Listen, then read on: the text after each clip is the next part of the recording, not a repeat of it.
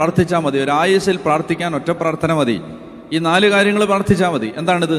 1, എന്നെ അനുഗ്രഹിക്കണം. ഒന്നാമത്തേതാണ് എന്നെ അനുഗ്രഹിക്കണം. 2, എൻ്റെ അതിരുകൾ വിസ്തൃതമാക്കണം. 3, അങ്ങയുടെ കരം എന്നോടുകൂടെ ഇരിക്കണം. 4, വിപത്തുകളിൽ നിന്ന് എന്നെ കാത്തുകൊള്ളണം. ഈ 4 കാര്യങ്ങളാണ് യാബസ് പ്രാർത്ഥിച്ചത്. അവിടെ പറയുകയാണ്, അവന്റെ പ്രാർത്ഥന ദൈവം കേട്ടു. ദൈവമേ, എന്നെ അനുഗ്രഹിച്ച് എൻ്റെ അതിരുകൾ വിസ്തൃതമാക്കണമേ, അങ്ങയുടെ കരം എന്നോടുകൂടെ ഇരിക്കുകയും വിപത്തുകളിൽ നിന്ന് എന്നെ കാത്തുകൊള്ളുകയും ചെയ്യണമേ. അവന്റെ പ്രാർത്ഥന ദൈവം കേട്ടു. അപ്പൊ ഇതാര് പ്രാർത്ഥിച്ചാലും ഈ പ്രാർത്ഥന ദൈവം കേൾക്കും.